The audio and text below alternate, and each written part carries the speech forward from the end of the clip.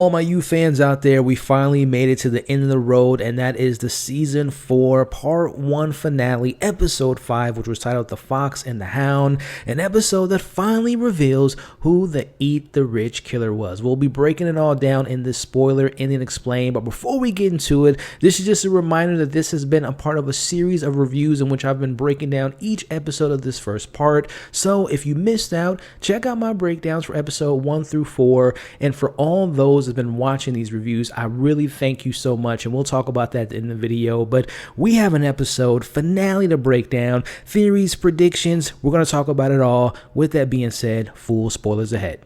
So the big question ending the 4th episode was, after finding Gemma's dead body, is Kate responsible for this? Is Kate the killer? Well, if you ask her, she isn't. But more importantly in this scene, Kate doesn't want to get her father involved, because as we find out, Tom Lockwood is someone that does cover-ups, and he's been trying to reach his daughter for many years, and if he gets involved, he's going to own her. So we see Kate trying to convince Jonathan that she isn't the killer, that she didn't kill Gemma, and then she actually turns the tables on the situation as she starts to threaten Jonathan that, hey, she can go ahead and tell the others and blame him on this situation, and obviously he doesn't want that. So they agree to help each other out. They shake hands. He's not going to abandon her. She's not going to end up telling people that he was involved, so they're going to work together, at least for the time being. So we see them two coming up with a plan to get rid of the body, but in comes Phoebe sitting on Gemma's body, and she wants some advice, but they manage to convince her to leave because they want to do some things, some adult things, but she believes them, leaves the room,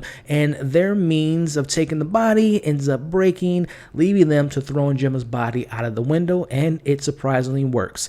As they get rid of the body, time for some truce as Kate puts a knife to Johnson's throat, thinking that he did it because, hey, he's pretty good at what's happening right now, which surprisingly leads to him telling somewhat of the truth to blame her on the death of Gemma, and someone did the same thing to him in discovering Malcolm's body in his place, which he starts to kind of go into the details of this stalker killer messaging him, as well as he goes into his past with his relationship with Love. He also brings Henry into the equation, and of course us as fans, we know that he's leaving out a lot of details and how that whole story plays out, but the most important thing in this moment is she believes him, but does he believe her? Now, I'm not gonna lie, even though I was way more invested in what was going on in Kate and Jonathan at this point in this episode, I did get a good laugh out of Phoebe and Adam, who I think are hilarious in this season, as he tells her his kink and they're trying to work things out, but she ultimately can tell that something's off and he's not really into what's going on, and we all know his kink is the golden showers, but he tells her the reason that this kink isn't working is because he always looks at the person doing the action as someone that's beneath him, and as we know, Adam doesn't feel like they're on the same level. So at the moment, she ends things with Adam, but by the end of the episode, they get back together. We'll talk about that when we get there. But as we see, Adam now wants to take out Jonathan because he told the truth of what his kink was. Meanwhile, Kate mysteriously can't find her bracelet, and if I'm being honest with you all, I thought Kate did that on purpose, but she didn't. But she loses her bracelet, which leads Jonathan to going back to the body. Meanwhile, we cut back to her room where we see that Phoebe is in there and she sees the blood on the rug, and then they have this conversation, which I'm not gonna lie, at first I thought it was kind of lazy writing because surprisingly Phoebe handles the truth pretty well, and I was thinking to myself, wait, is this kind of a flaw in the story just for the sake of move forward to get to the ending, or was this more of a character development which plays into the idea that these people aren't really friends and they really don't care about each other? But we see in the actual scene, Phoebe kind of blames it a little bit on the drugs that they took, so that's why she's handling this kind of more on the lighter side, which I guess is kind of perfect fashion for these type of characters, that it kind of plays into, one, she doesn't really care about Gemma, but also two, she's kind of high, so she really can't really fully understand what's going on. Roald was outside the door listening to it all, which means he's headed straight to Jonathan. Which brings us back to this plot of Roald hunting the poor as he has a gun in hand and he's trying to prove to the others that Jonathan is the Eat the Rich killer. Important to remember that they are also all kind of high off their mind right now. Also, they were playing the game of a murder mystery, so they're all kind of slightly not taking this seriously. But as Roald goes into details, he convinces the others that it was Jonathan that killed Malcolm and kind of goes over his reasons. He was also responsible for the death of Simon, as well as he is the one that killed Gemma. Now we see Jonathan tries to plead with them, but Roald heard enough and sentences him to death, as we see Adam attacks Jonathan only to just get knocked out, leaving Jonathan to running, and Roald is on this peasant hunt. All that's happening, we see Kate learns of what's going on. She sends her father's bodyguards to stop this.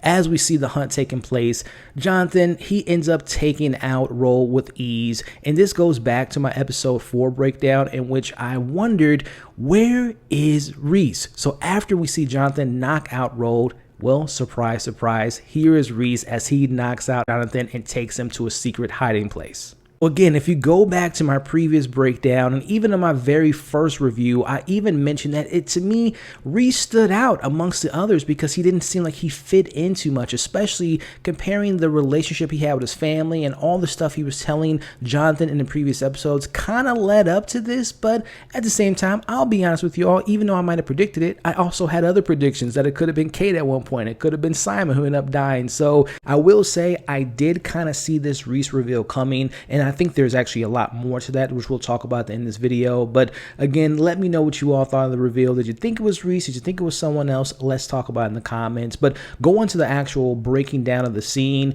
we see Reese reveals that this was a part of a project of taking out all these rich people, and that he wants Jonathan's methods in blaming the dead and wants Jonathan to kill Roald. Now we see Jonathan continues to kind of play into his hands and plays along with Reese. Back, he wants this job to be done. Why is Reese doing this?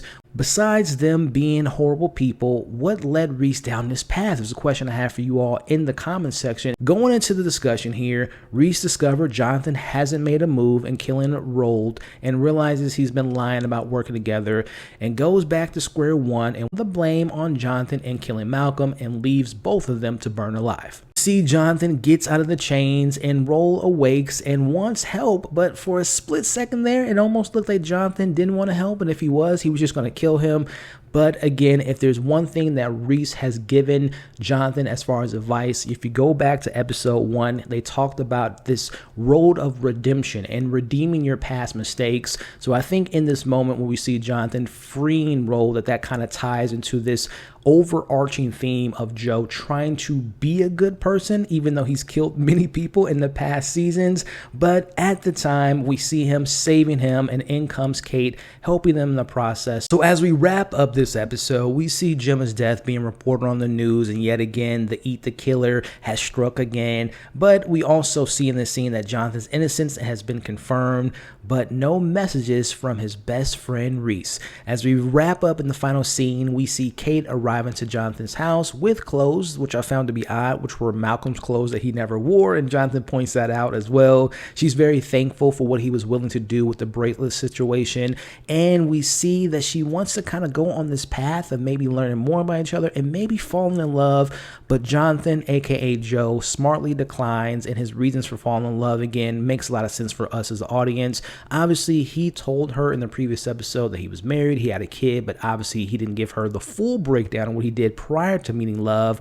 But we'll see what comes of that relationship. We end on this scene where we see Reese getting interviewed, and we see Jonathan telling us as an audience he has his foot in both worlds, a monster hiding in plain sight. Boy, does that sound familiar to Joe, right? As Joe and him are more alike than Joe realizes, or should I say Jonathan realizes, as Reese has big plans for running for mayor of London. So recapping this whole thing, final thoughts, kind of predictions for what I hope to get in part 2. So I guess it's safe to say that Jonathan didn't tell the others because it would have became a game of he said. They probably would have took Reese's benefit of the doubt. That's why I'd imagine why Jonathan didn't tell them that what he actually discovered. I'd imagine that's going to be something obviously to explore more in part 2. But I will say, I love this idea that they are almost the same person, as Joe has told and convinced himself that all these murders were justified. All the people he's killed in the previous seasons were people that were harming people that he cared about, and those people couldn't defend themselves. Let's take that same ideology and apply it to Reese. Reese is a person who sees the bad in the rich, and he sees how the rich takes advantage of the poor. The rich turn a blind eye when bad things happen. We learn that even Tom Lockford, the father of of Kate is someone that does these terrible cover-ups, and like Joe, he thinks he's doing the right thing by getting rid of them. Malcolm, Simon, Gemma. So just looking at these two characters, and if there's any comic book fans, in particular DC, I would imagine come part 2, we're going to have this story where it looks like Batman, Jonathan being Batman in this scenario, versus a Harvey Dent, aka Two-Face, that being Reese, squaring off, and I'm really excited to see how all that pans out. But there's still a lot of questions on the table. Will we see Kate and Jonathan ending up together? What about the Quinn family and them having that hitman looking for Joe? Will they still be involved? And also, I would hate if they just kind of resolve the Mary Ann situation with her just going back to Paris. I would assume that she will have something to do with this second half, especially exposing Joe and his past. So can't forget too, as I kind of wrap up, maybe someone's going to be looking for Vic's body, because we remember that Jonathan killed him a couple episodes ago. So I would imagine someone is looking for him potentially. And I also have this feeling if someone is helping Reese, I still have a feeling that someone is helping him in this process. But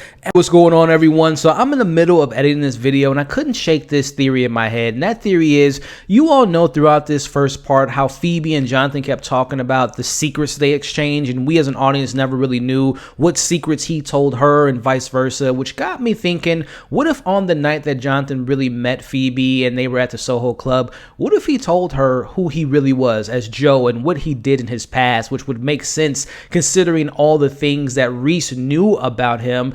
But also going back to this finale, you all will recall, as I broke down, the moment in which we see her just accepting what happened to Gemma and not really making a big deal out of it. And I know she blamed it on the drugs, but diving a little bit deeper, what if it's revealed in part 2 that Phoebe was actually working with Reese? I know it's a crazy theory. She's so nice, she's so sweet, but wouldn't that be the perfect twist that we would never see that coming? Let me know what you all think about that. But also, you all know that I have my thoughts on Kate and her being the killer at one point and now her not being the killer.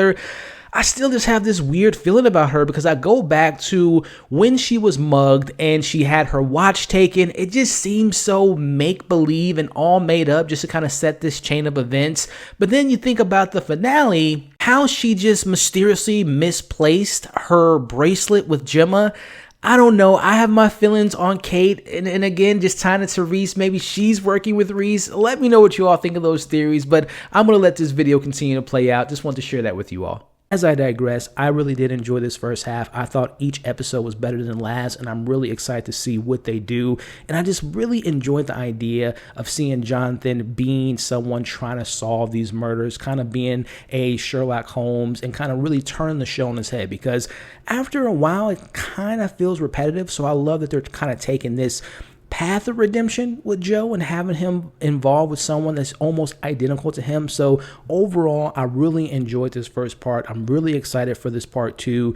And again, I want to thank every single one of you all that's been watching these reviews up to this point. Again, if you haven't already, you can check out my previous thoughts, see my predictions, see my theories of the previous episodes. And again, if you are one of those amazing people that has watched all 5 reviews, put in the comments 5 for 5, letting me know that you support the previous 5 breakdowns, but it also lets me know that you all would like me to do this when it comes to part 2 coming out March 9th. Again, I thank you so much. Before you all leave this video, just a reminder to hit the thumbs up, share this video, share the other videos that I have made for this new part, as well as leaving your thoughts in the comments, subscribing to the channel, and hitting that notification bell. As you can see on the screen now, subscribe to the channel, check out my series of reviews for this part 1. You all are great. Hope you're staying safe, and we'll see you all on the next video.